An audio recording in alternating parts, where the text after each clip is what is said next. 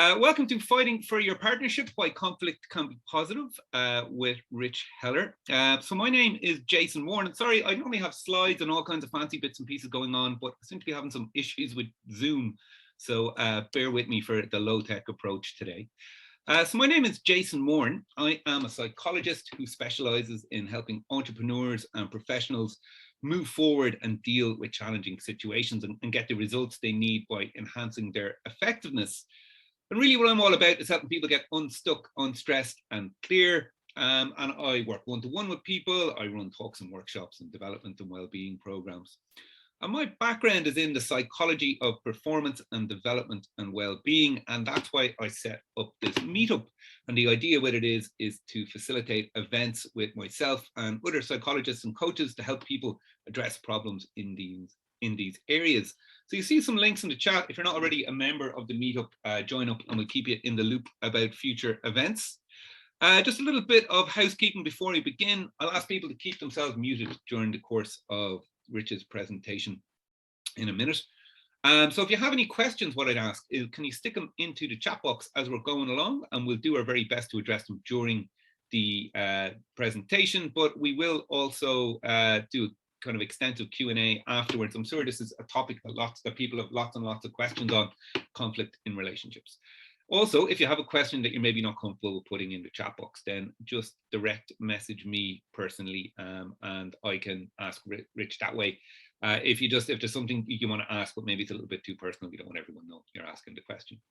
So just to make sure the chat box is working, considering my tech issues, could I ask everyone, just let me know in the chat box, how are you doing today? How's your Friday going? Are you ready for your weekend and all the rain that it's apparently promised? Just let me know in the chat box. Let me know how you're doing. I just want to make sure that that is working for me. Awesome. Thanks a million. Hey, Julie, how are you? Thanks very much. Rich is getting involved already. Hi, Michael. Thanks a million. Walk this morning on the beach. Lovely. I'd say you won't get too many more walks in this weekend. Good to see you, Carmel. Thanks so much for coming as well. Awesome. Cool. Okay, cheers. Hi, Emer. How are you? Cheers, Julie. Everyone getting their walks in the sun this morning to get that out of the way. Awesome. Okay, that's all working and where we need it to be. Just a final point on this. We are recording this as well. So we're going to send people the recording afterwards. But just so you know, I'll probably turn the recording. You will be recorded, or the questions for the Q&A will be recorded as well. So again, if you want to stick them in chat rather than maybe being heard verbally, if you get me, you're more than welcome to do that. Okay, so today's speaker is Rich Heller.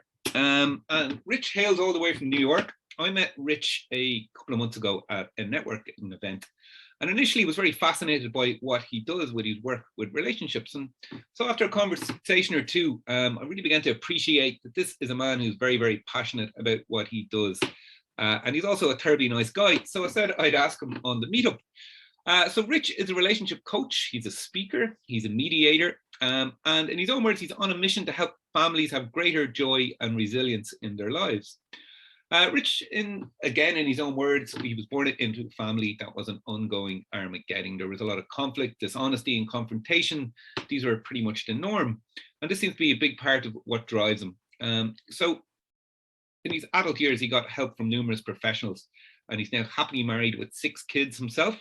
And now he's on, basically, then he set out to help others. Rich has a master's in social work and is a professional certified coach and a trained mediator, and he runs his own practice, Rich in Relationships. Check out Rich's socials. His short videos in particular on Instagram and YouTube are particularly really, really good. Some really gems in there. I particularly like his commentary on the Johnny Depp and Amber Heard case of late as well. There's links in the chat for Rich's websites and his socials and stuff. And Rich is going to be presenting today on fighting for your relationship, why conflict can be positive. And other than that, I'll hand you over to Rich. Good morning. Oh, I love Fintan Kennedy's picture. It's all about conflict. Nice. All right, great to see your names today. I want to start out with a story because I love a good story. And so as Jayson pointed out, my childhood home was filled with Armageddon. filled with conflict, filled with dissonance.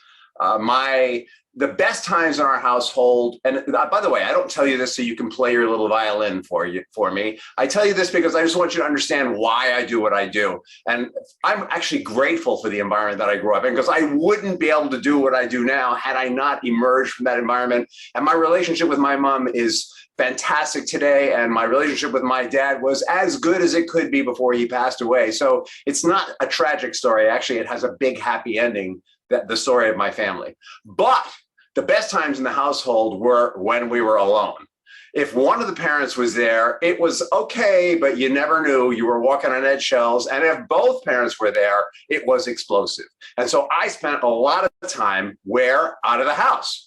And I grew up in a neighborhood in New York City that back then was a little edgy. Now it's big money, but there was me, the rich, pale-skinned guy in the neighborhood with all varieties of less wealthy people. And so I was a natural target. And it started out with me avoiding conflict. I was always looking, oh my God, there's somebody who's dangerous. What am I going to do? I better run. Then I couldn't avoid it anymore, because you're walking down the street, there's no way out. And I had some really humiliating experiences. And finally, one day something snapped. And I remember a friend and I were in this playground area, and there was a group of youths. We were in our teens. And one of them, having a conversation with one of them, and one of the youths is off to my side, and he pulls out, the guy I'm talking to pulls out a knife and says, "Give me your money." And something snapped in me in that moment, and I said to him, "You know, you're going to have to kill me." Right? Like, this is a crazy thing to say. We're outnumbered 6-2. This friend, he's starting to back out, like he doesn't want to be there. And I said, you know, very rationally, I said to him, "You're going to have to kill me." I said, "But probably, you know, if you do, you're going to get hurt along the way. This probably isn't such a good idea." And then something really unexpected happened. Somebody punched me in the face, cold-cocked me in the face from the side. And now I was a big lad, and I played American football, so being hit wasn't a big deal to me. And I turned and I looked at this guy like, what was that for? And they all freaked out, because nobody had ever been cold-cocked in this group, and turned around and just looked at someone. And the guy put his knife away. The guy in front of me at that moment put his knife away. And, you know, the next day we were smoking a little something together. I'll just leave it at that. Nothing too incriminating. So this is a very unexpected result. And I want you to think about, why is that? Why? So just throw in the chat. Why do you think it ended that way? Just a word or two. I want to know that you're alive.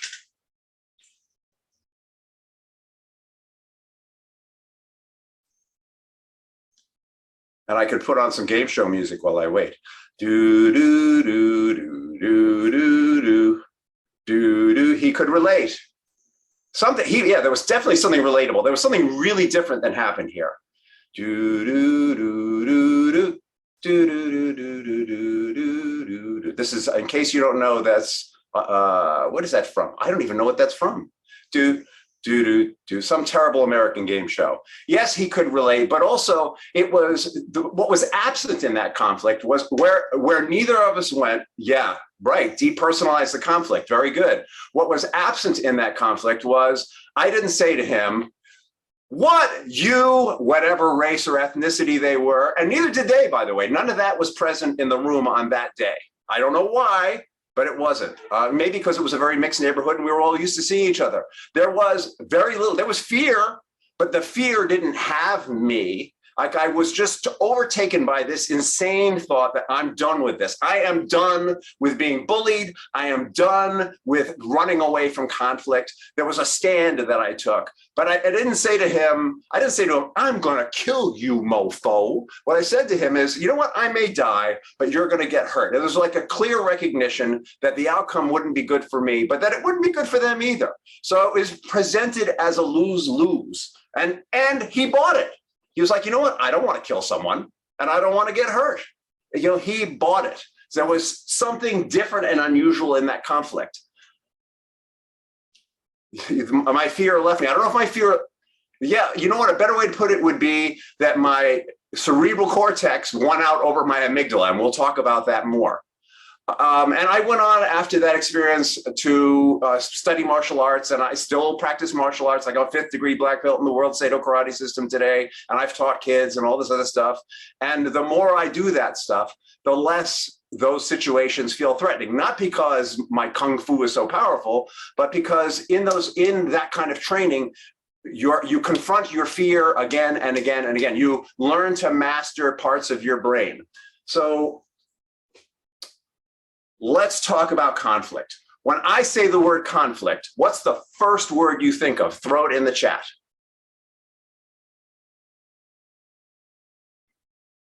War, yeah. Anger. Jesus.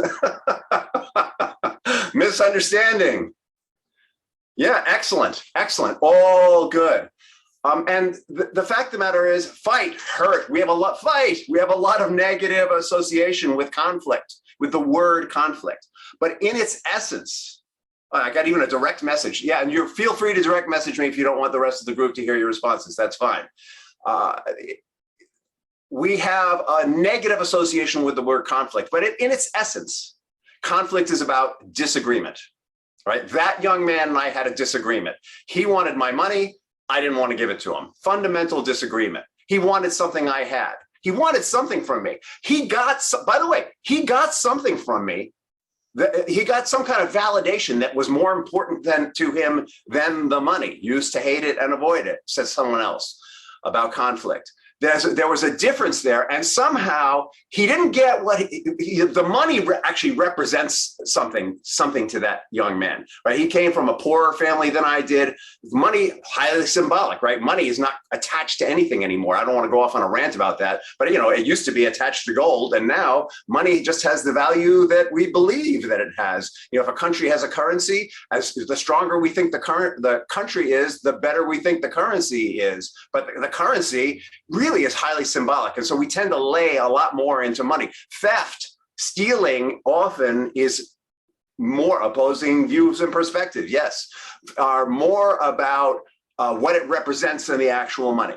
All right, so in that instance, I'm going to take a quick look at my notes over here. There was a disagreement, and he got something out of it that was as important as money to him, so much so that he, the next time I saw him, sat down and shared something of his with me. Just a little something, like, oh, as a youth, what do you want from me? That's what we did back then. But also it was a way to, bring us both to a more sedate place. The point is that conflict, difference, everything good in the world comes out of difference and conflict. Everything crappy in the world comes out of it too. How we deal with difference defines the quality of our life. So what I mean by that is I work, for example, with couples in conflict. I work with couples who want to go through a transition, like having a baby together. They're afraid, they've got some kind of difference. I work with people who are getting divorced. They're in high conflict with someone they see as toxic. How they meet that difference or don't defines how juicy and exciting their life is going to be as a result of it. When couples are in complete avoidance of conflict, they just lead parallel lives, and it's all good, and they develop as individuals, but their relationship falters. Often those couples, the only thing they agree on is raising their children, and that's why we have such high levels of gray divorce. People whose kids grow up and they go, crap, we have nothing in common, because they never dealt with their difference. Or another thing that happens, the way those people actually come to me is one of them gets really bored and they go find somebody else to shtup, and there's some infidelity of some kind. And then there's a major conflict. And because they've never had any conflict, because they've been avoiding conflict in their relationship, they just explodes, and they call me up and they talk about it. Or then we have the people who are engaging in conflict all the time, but in a negative way. Right? That thing with that kid could have gone really sideways. I could have said to him, look, you, whatever ethnicity he was, with a derogatory word, I'm not going to put up with your crap. Go ahead, stab me. And he might have just gutted me right there and run away. I mean, it could have gone really sideways. That's because I would have been coming from a place of anger and fear. And I would have been coming from a place of, I'm going to win. You're going to lose no matter what. I don't even care that you have a knife and there's 6 of you and 2 of us. I'm going to kill you all, which is even crazier than what I said to him. Right. And so couples who come to me in that place, they're in that place of both of them have taken the stance of, I'm going to win and you're going to lose. And so even when the other person for a moment says, you know what, you're right about that. When you're in that place of, I'm going to win, you're going to lose, what you say is, damn straight I'm right. And let me tell you something else. Instead of seeing that, they'll take the olive branch that the other person offers them and beat them with it. Right? That's what negative conflict is all about. So what is positive conflict? All right, positive conflict is where we start to have empathy for one another, right? Like that story I told you, there was actually empathy present. He empathized with me. He thought for a second, what would I feel like if somebody pointed a knife to me? He said, there was a recognition that it was uneven balance of power there in what I said to him. He got it. He felt where I was coming from. He got my fear. He saw my courage. He respected it. He saw that I acknowledged their power in that situation, which, if you are feeling disempowered because of classism or racism, being told that you have power is what you want, right? He was empowered in that moment. There was recognition that he had some control over that situation. And this is for a young man who felt like he had no control in his life. So that was the exchange. That was the gift of that.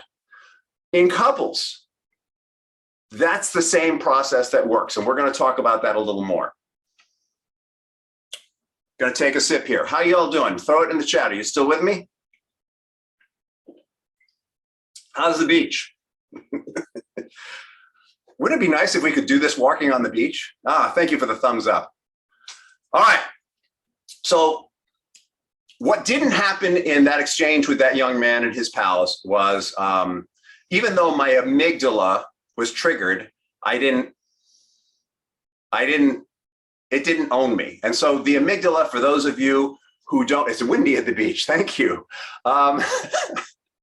The amygdala is the part of our brain that is always looking for danger. It's very primal, and it's totally not rational.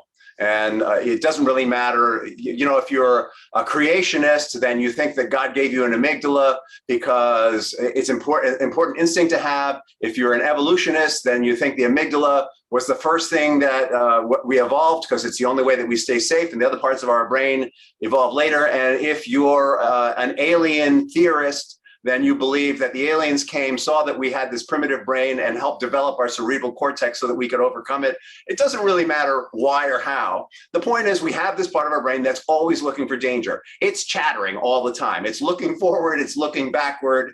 When you're going through your day and you're thinking, oh my God, I forgot my cell phone. Nobody's going to be able to reach me. This is terrible. It's a disaster. What am I going to do? That's your amygdala. Or when you're walking into a meeting at work and you think, oh, the boss said he wants to talk to me today. Look at that. I'm such a misogynist. The boss says she wants to talk to me today. Let's just turn that one upside down right now. The boss says she wants to talk to me today. And I don't know what it is. And I'm so scared. That's our amygdala is chattering to us.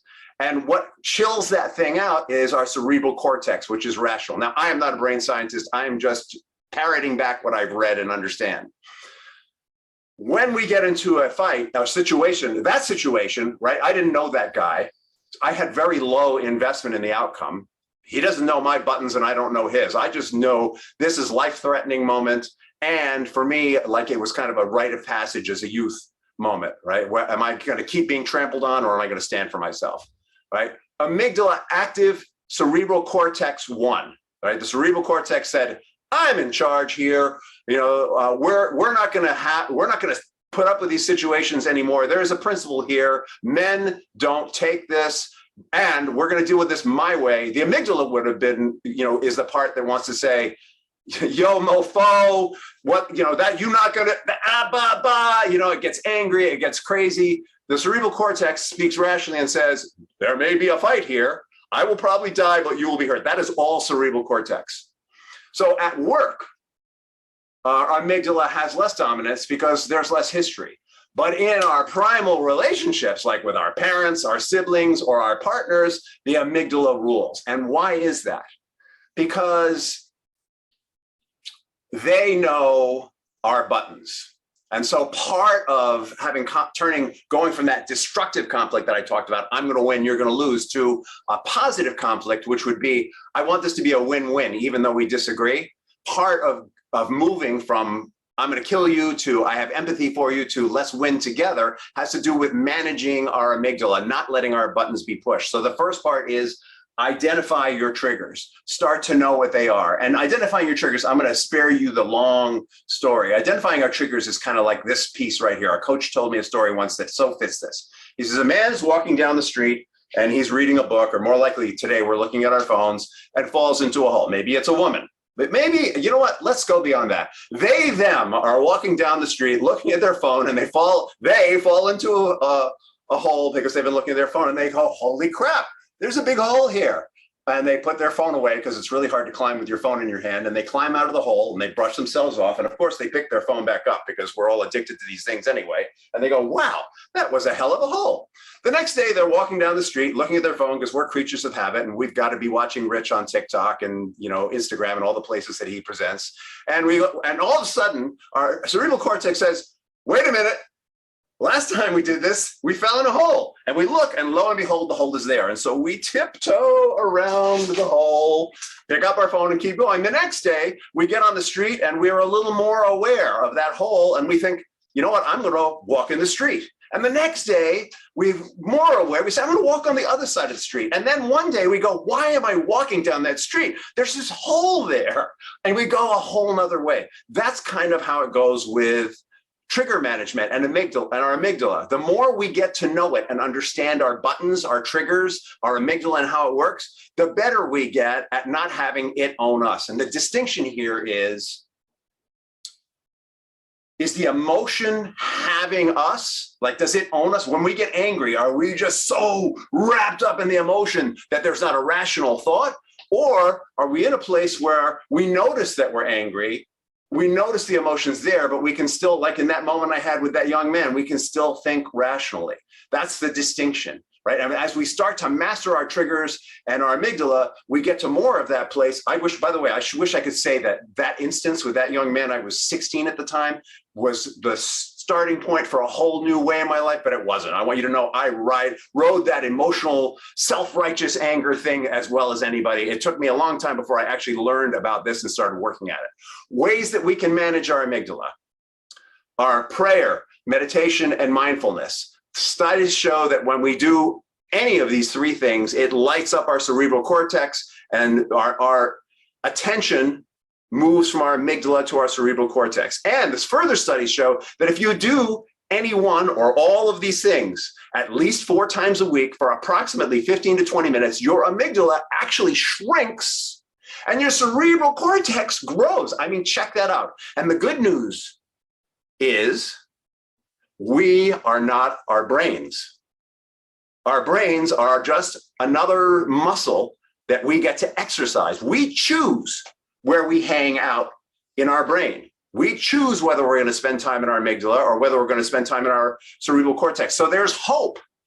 You can master destructive conflict just by mastering this part of your brain. And it takes practice and exercise. It also takes, in our personal relationships, getting to know about what's our programming, right? All that programming, all those buttons from 0 to 7, the theory is we are basically egoless creatures, and our unconscious mind is being programmed by our family. And so all of our concepts, this is really like I'm breaking it down to really raw stuff here. All of our concepts of conflict, of marriage, of partnership, of interacting with others are all instilled in us in that moment from our families and our schools and our surrounding culture and all the influences there. And so what we basically are doing is we're looking to identify, all right, so what was the software that was installed from 0 to 7, and how do I reprogram it? And the first step is to master your brain and your amygdala. The second step is to start doing the unconscious work. That's really the deep stuff.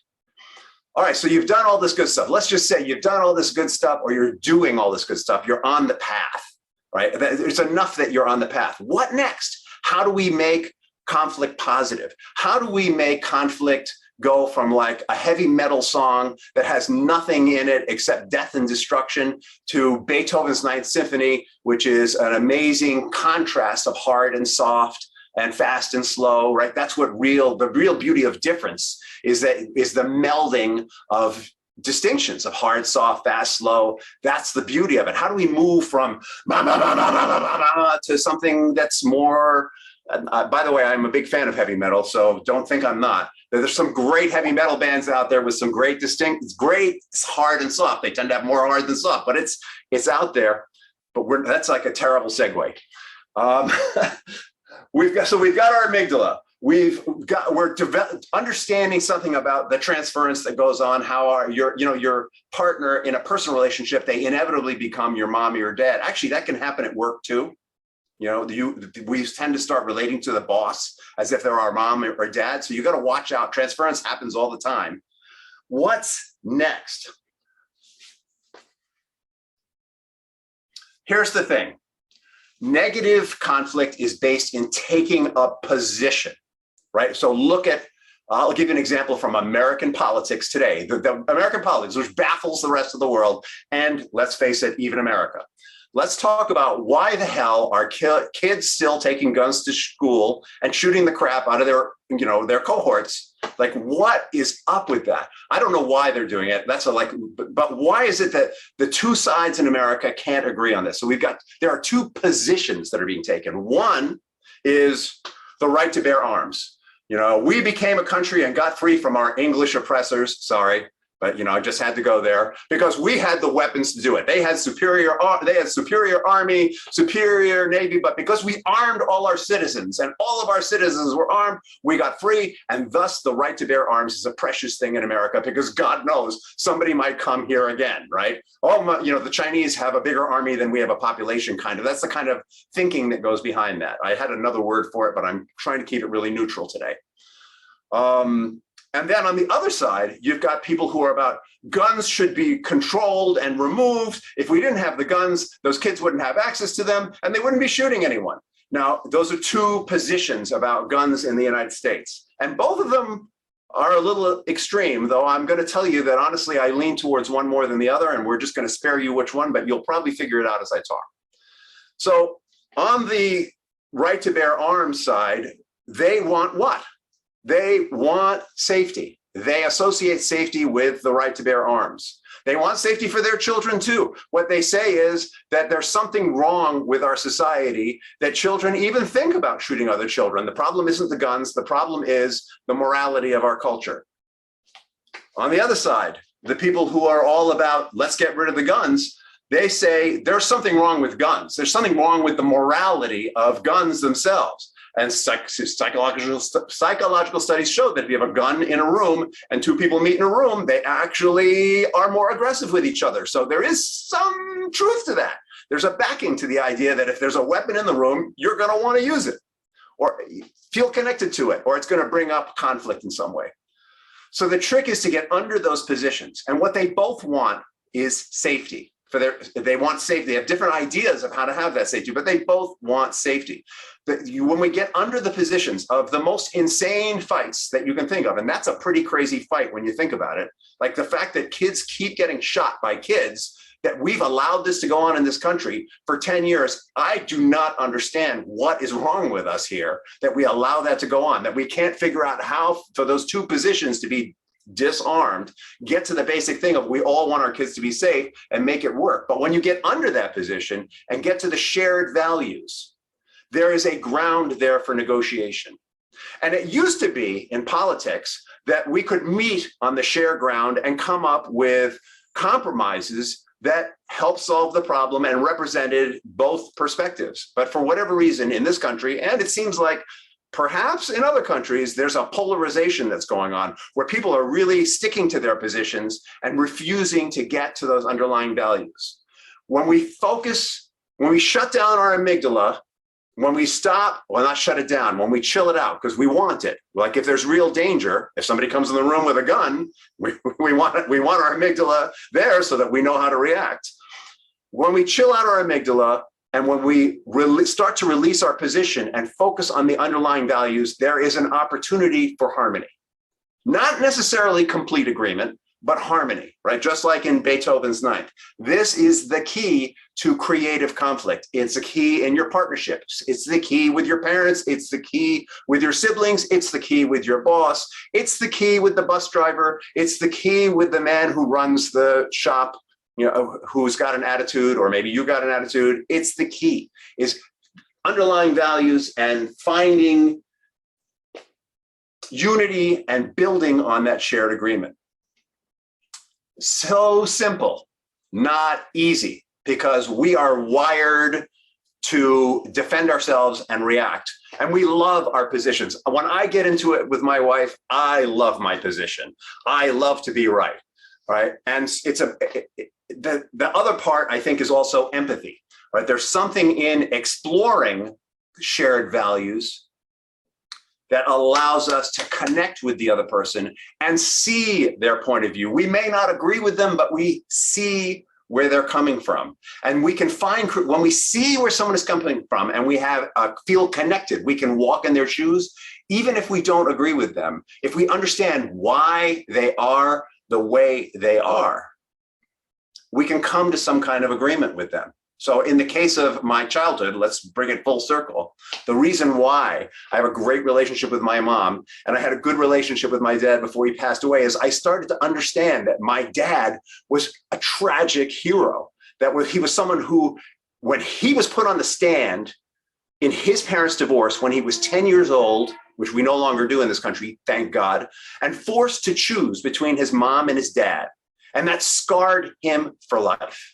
And my mom was molested as a child and had all kinds of issues, and that scarred her. And they both were in the process of unfolding and working that through. But when I understood that about them, my relationship with them completely changed. And we had a much less contentious relationship because I knew where they were coming from. I knew they really did care. I knew that the Armageddon, as we described it, was the only way they felt they could express their affection. How freaking bizarre is that? But sometimes that's how we are.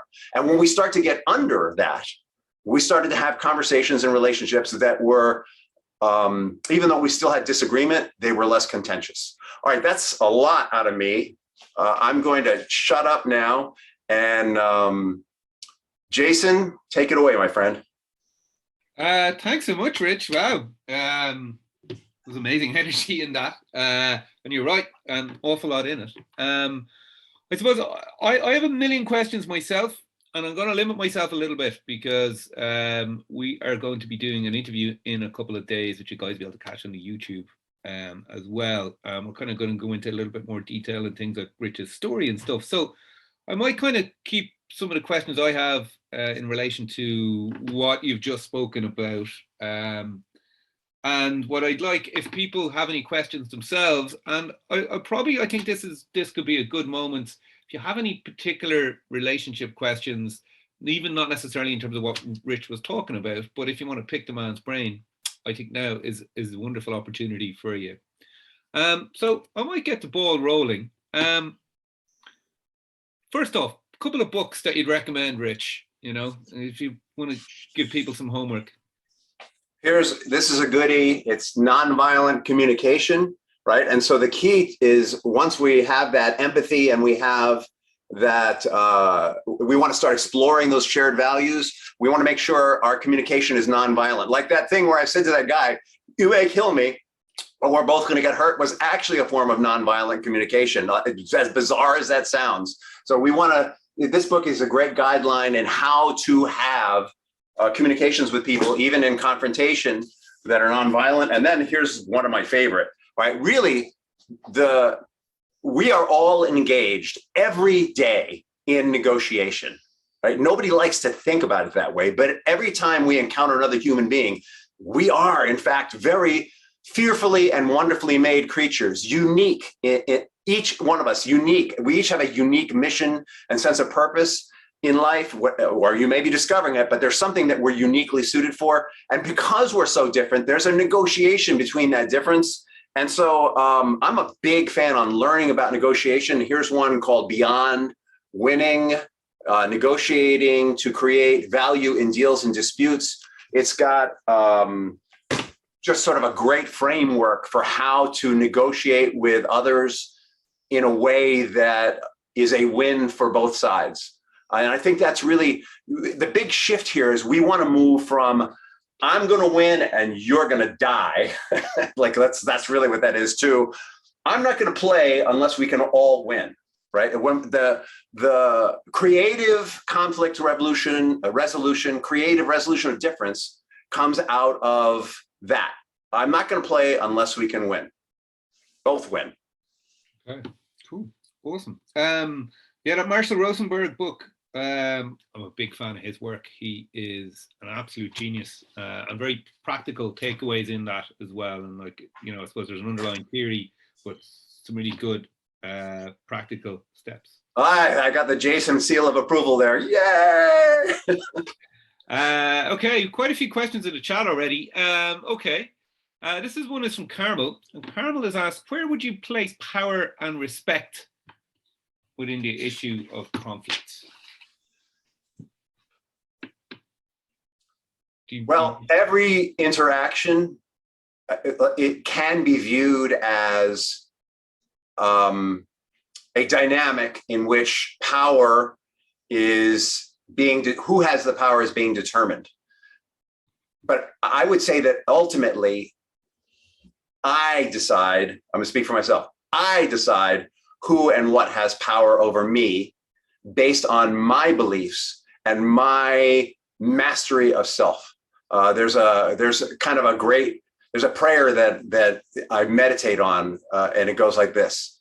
It doesn't matter whether you think there's a God or not, but it goes like this. God, grant me this serenity, right? In serenity. In that confrontation with that young man, I was actually incredibly peaceful because I had arrived at a place where all of the reality of the situation and my values had all balanced out. It was an amazing experience. I will never forget that experience.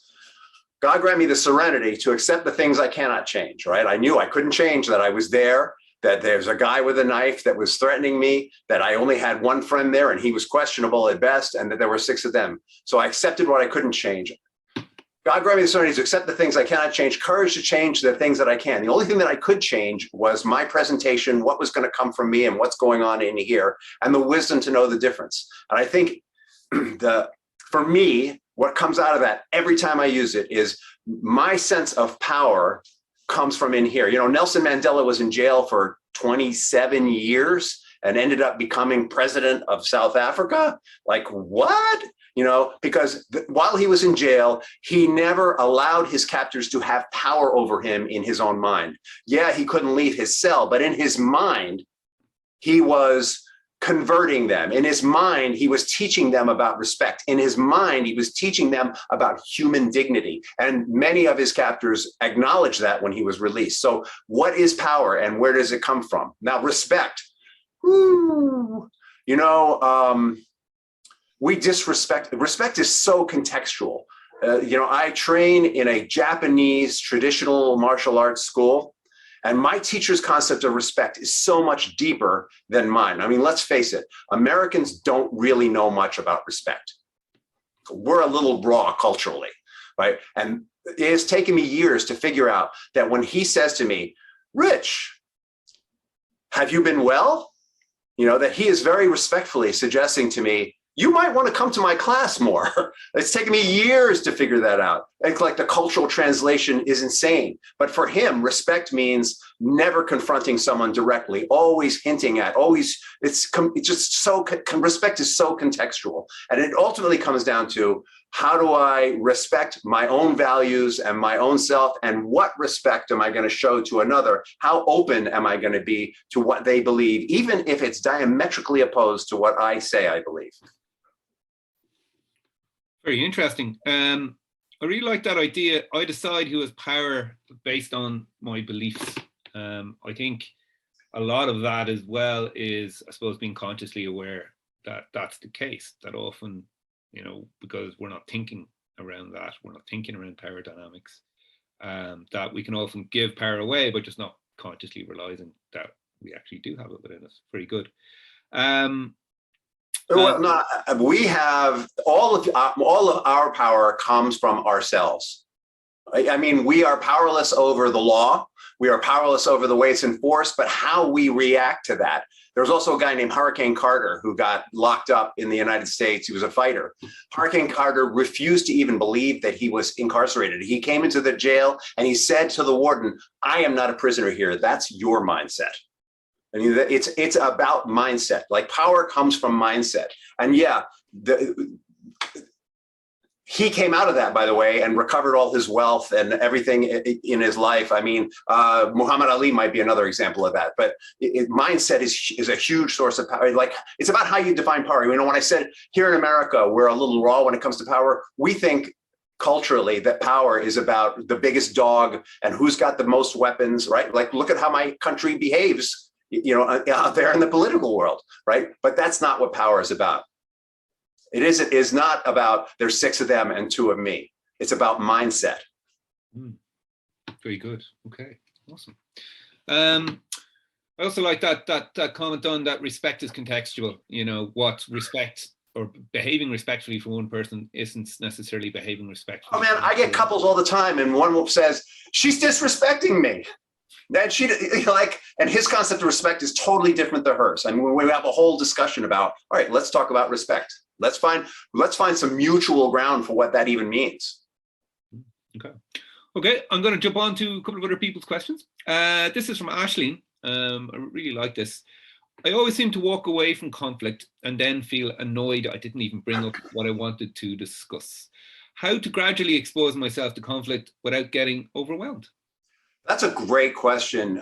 These are all great questions, by the way. I like Julie's question also. There's some really good stuff here. And here's the thing. It goes back to the example of walking down the street and falling in the hole. So when we walk away from conflict and don't feel emotionally complete, it's basically because we fell in the hole and crawled out, or maybe we tiptoed around it. You know, and what that means is there was something that wasn't complete for us in that exchange. We didn't feel heard, perhaps, or perhaps we feel like we missed what the other person said, right? So much of it is about feeling heard. And so it's perfectly fair and reason. And the reason why we walk away is we're triggered, right? Like, if you're in there and you're going, nothing constructive is going to come out of that. Walking away is the best thing you can do. Like, the example of the hole is once you become aware of your triggers, you find yourself triggered and you're in the middle of it and you say, wait, excuse me, I'm a little hot under the collar. I need to go take a timeout. Let's come back to this when we're both clear-headed. So my suggestion would be, if you feel incomplete, dissatisfied, like you didn't get to say what you needed to say, contact the person or people and say, hey, I don't feel emotional. I don't throw emotionally out because they'll think it's weird. I don't feel complete with this. Let's have, can I just revisit this with you? And then you have the opportunity to reset the frame in a way that might feel less threatening to them. Right? So part of it is understanding where they're coming from so that you can present it in a way that doesn't feel threatening. The same idea in a way that doesn't feel threatening. I once had a client who was like, no, I am the way I am and I present the way I present. But once she started to understand her coworkers, she got it. She was like, oh, they're never going to be able to receive what I have to say if I'm coming from that place. So it's not about I am what I am. It's about I have something to share. And if I present it this way, they might actually hear me. Awesome. I really like that. I mean, it's in terms of my work with people as well, we would often do a lot of focused on what it is we want rather than what it is that we're trying to avoid. So, you know, if we're trying to avoid conflict or the pain that we associate with conflict, maybe to flip it and start to go, well, actually, what is it that I want out of the situation? How can I get a little bit of that? And then you're starting to build wins in, you know, and again, I think that this word conflict really is loaded. So, you know, it's perfectly fair to say to someone, I feel like we're in conflict right now. I need to take a time out. Let's get back together and talk about our differences so we can better understand each other. That's a way to reset that frame. Like, pull the word conflict out and go to let's, you know, explore our differences so that we can find some common ground. You're setting an intention. By the way, when you say that to someone else, you're also speaking to your unconscious mind, right? Your unconscious mind is triggered. You're saying to it, chill out. We're going to look for some common ground, okay? And our unconscious mind is like a big dog, really. Like, and it goes, oh, okay, got it. Like what we say is a part of us is always listening to what's coming out of our mouth. So be really careful what you say and use it. Like, talk to yourself. Self-talk is mad important. Okay, awesome. Thank you very much. Okay, this is from L. Love the fact that your name is just a letter. Richard said it was hard to get someone to understand your values in order to connect. Where can you start? A technique that I use with couples is first we articulate the differences, and they say all the things that's upside down about their relationship, and we list them, one by one, because getting it out is important. Then the next step in the process is to talk about, all right, in terms of the area of conflict, what's your dream? What do you really want? So if the area of conflict is around, I do a lot of helping people figure out parenting plans, how they're going to raise children living from two separate households. So they both talk about what they want for the child. Oh, I want him to go to college. I want him to be an amazing football player, like soccer player, we call it here, football player. I want them to have the freedom to express whatever gender they choose. I want, whatever it is they have going on. And then in that exercise, we explore each person's list, making sure that the other person understands it. And so if it's Jayson and I who are in counseling, the facilitator would say, Rich, Jayson has this value that his child should be Miss America and want to end world hunger and promote world peace. What does that mean to you? And then I would say back in different words, it's actually a committed listening exercise, what that is. And Jayson would say, yeah, that's it. Right? Or Jayson would say, that's not it at all. Let me say it again. So we would keep doing that until it is clear that both sides fully understand the other person's dream and that both sides feel heard. Feeling heard is really important in the process. So that's how we get to primal values. And at the end of that exercise, there's so much concurrence and agreement. Feeling heard is 90% of the battle, and then they actually appreciate they have shared dreams and different dreams for the child. They actually appreciate that there's a lot of concurrence there, even though they had so much disagreement about other things, and we're able to work it through. That's the actual process, how it actually works. Wow, cool. I'd love to pick your brain a little bit more on your process if we've time before the end of that. If not, we'll definitely. Sure. Not my process. It's that comes out of mediation training, and it came from the Center for Understanding and Conflict. Amazing organization, really simple system that helps people in disagreement to build agreements in small steps. Okay, awesome. I'll definitely be in any situation. Cool. Yeah, can't wait to go into a little bit more depth on that as well.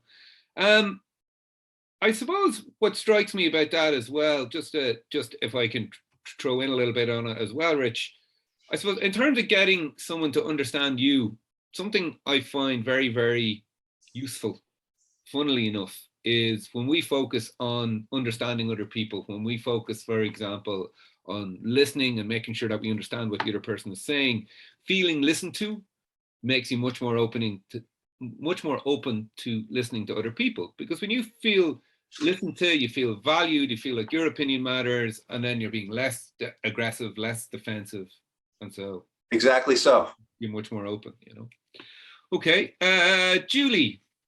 Okay, I haven't pre-read this one now, so you'll have to excuse if it's my explanation's a little bit long-winded. Hi, Rich. Thanks so much for the session today. Do you have any tips for helping another person think win-win, especially in the heat of an argument? I have someone in my life who really thinks that if there's an argument, there's a winner and a loser. One person is right and one person is wrong, which is not how I see things. Yeah, so that other person, let me back up. So I work under the premise that there are 7 basic emotional energy levels, emotional levels, right? So the first one would be kind of victim, sad, hurt, and in that position, I can't win because I've already lost, right? Once you're a victim, you've already lost, it's over. And then the next level, which usually jolts us out of the first one, is anger. And the great thing about anger is we can win.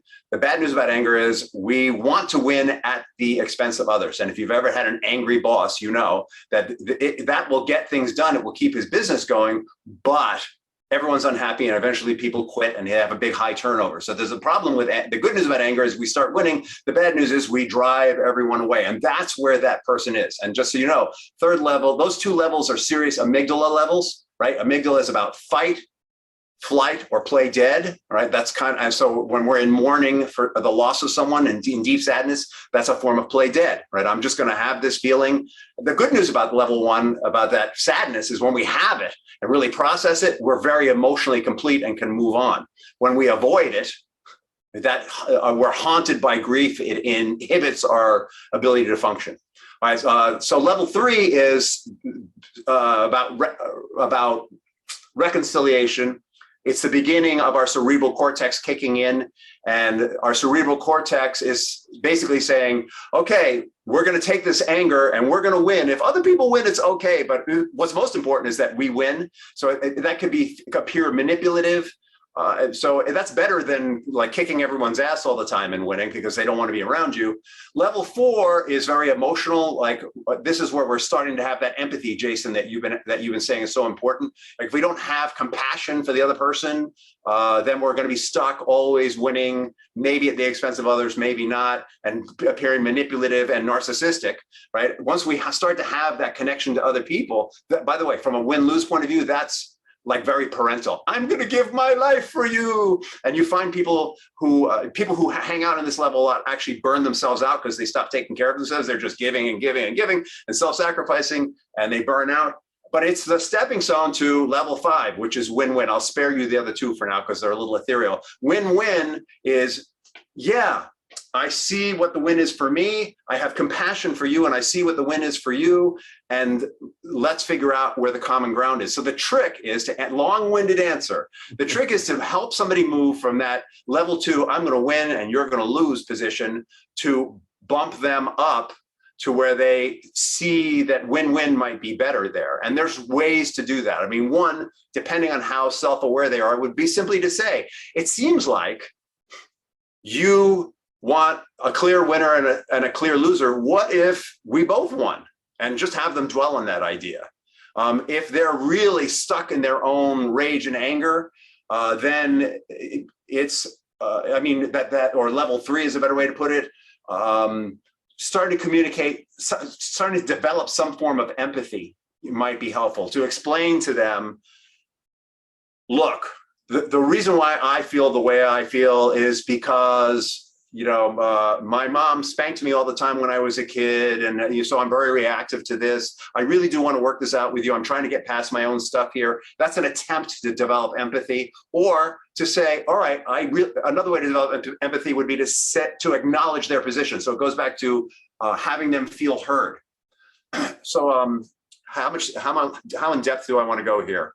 There is a tool called committed listening or reflective listening, or in mediation, we call it looping, where it's an actual exercise where, kind of like what I described when I was talking about me and Jayson's breakup, that where you're showing that you really hear someone. That is a really powerful way to control your own amygdala and develop empathy. So Google it. We're not going to go into too much detail about it here because there's a lot of questions, but that practicing that again and again and again.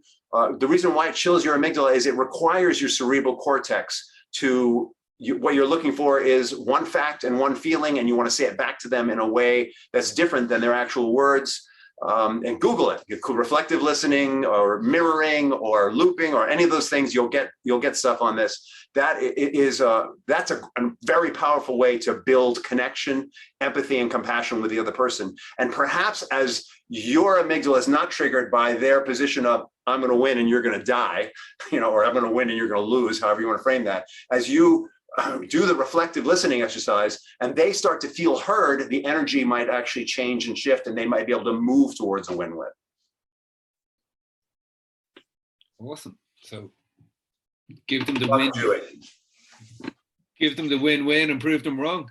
Well, that committed listening tool is unbelievable.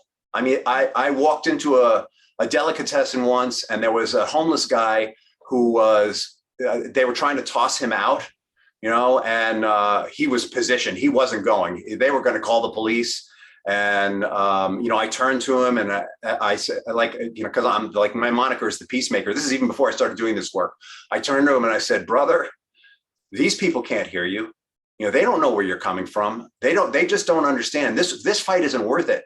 And he looked me in the eyes and he said, you're right.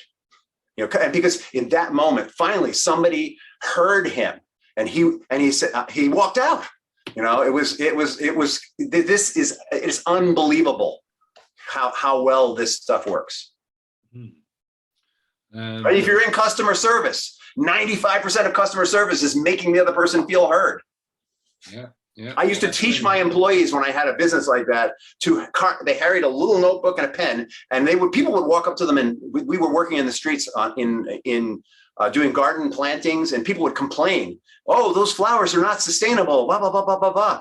And they were trained, my employees were trained to pick up their notepad and say, excuse me a minute, I want to report this to my supervisor. And they say, what is it you're saying? And they'd say, all right, it sounds like you're really angry because annuals don't seem sustainable to you. And they'd say, that's right. And they say, is there anything else? No, it's all right. I will report that to my supervisor. And they would then say, thank you, and walk away, right? Like it'll diffuse almost any situation. Okay. I think I worked in the States for a time. And the one thing that really struck me about the US is the level of customer service. You would be horrified if you came for dinner here, Rich. Horrified. And it's very, very true. It's a very empathetic, and you're exactly right. I mean, I worked in hospitality for years, and especially in management. And the manager is always sent in to deal with complaints, and 90% of it is literally just letting people know that their complaint, acknowledge that it's there, and people tend to calm down. Post-pandemic, people were exploding when they first got back in. I would go into a large big box store, and I heard one guy go off, and for loud. I mean, you could hear him on the other side of the store. He was so loud because all that pent up rage and anger. And the manager just said, okay, sir, this is what I can help you with. This is what I can, until the guy chilled. I hear you, but this is what we can do. And this is what we can, until the guy chilled out. It was amazing. I wanted to clock this guy myself, and I was just an innocent bystander. So I couldn't believe how well trained this manager was. Okay. I'm going to do one more question because we're kind of a little bit over time, and I'm conscious of your time, especially. Are you okay to take one more question, Rich? I got loads of time. I blocked out extra time for this. These things always go over. Oh, I talk too much. Cool. Thanks so much.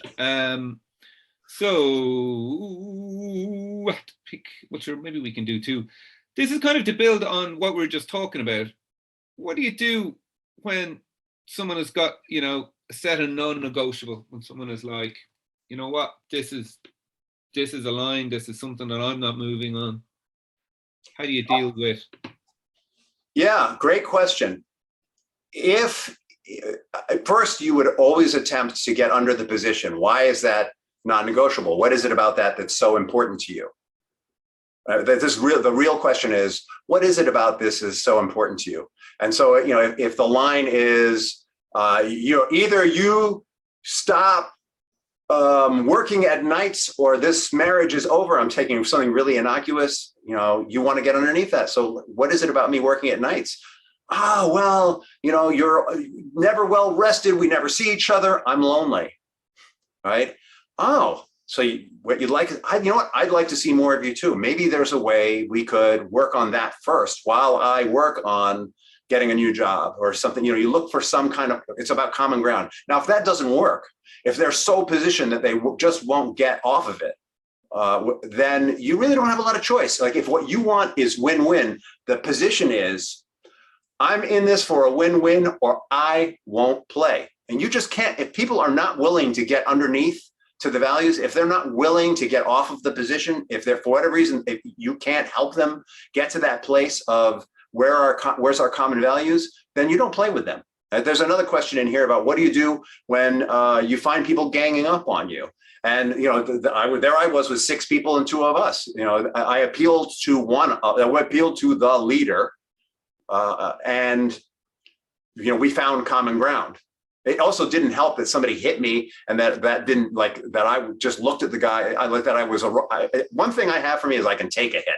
I'm not a great fighter, but I can take a hit. This is like, so you work with your strengths, right? It didn't hurt that they thought, oh my God, he really won't go down easily. When he says we could kill him, but other people are going to get hurt, that will be true because somebody just hit him when he wasn't looking, and he's still standing. And just like, what was that?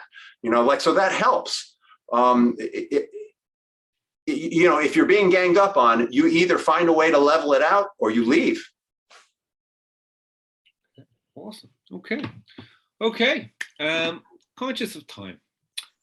I'm going to wrap it up at this point. I suppose the main thing at the end for this to me is to say thank you so much, Rich. Especially the Q&A. That was very, very awesome. I enjoyed that. It's been one of my favorite meetups.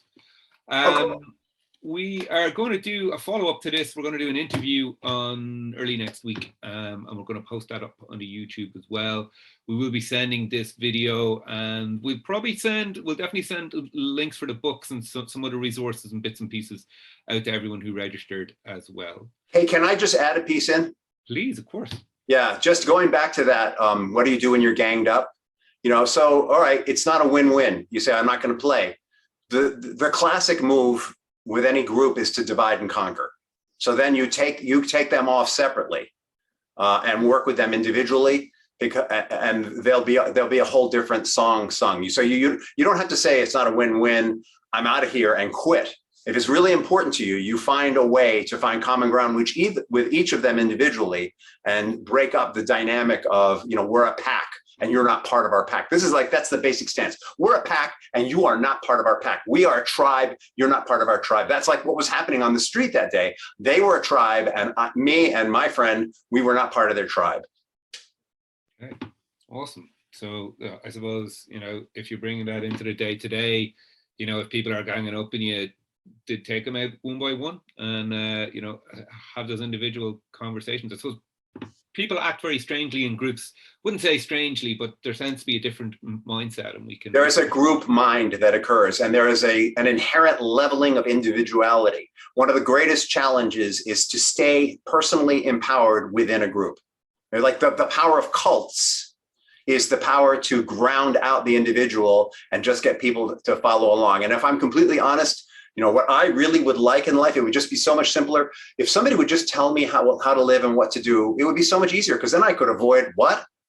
Conflict. But the truth is that when I avoid conflict, I am disempowered. When I live in a culture or in a group or a setting where I'm allowing other people how to live and what to do, I have given away my personal power.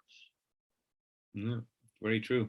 Rich, I'm very sorry. I almost forgot. And I'm not sure if maybe we'll share it in the email. Did you have an offer that you wanted to share with people, or will we do it on the email later?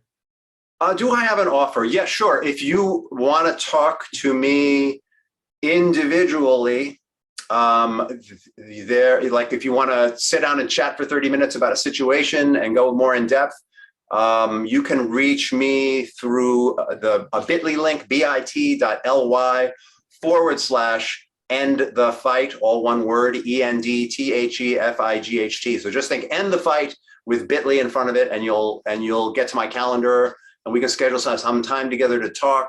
And always the purpose of those talks is, if you have a situation that you want to resolve, for you to find the natural next step for you. It is not a sales call, it's an act of service.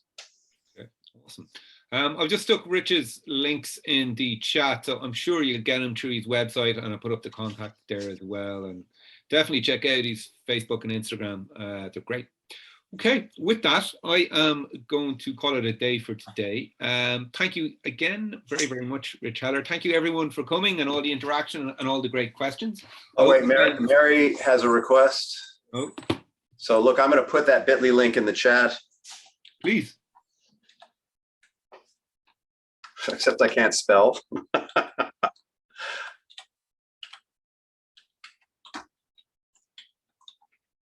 bit.ly and the fight. And that should work. Just so you know as well, Rich, I've got a couple of thank you and Rich into my personal thanks as well, on top of what's in the chat. And here's my email if that, oops, that went to Mary directly. Let's try that again.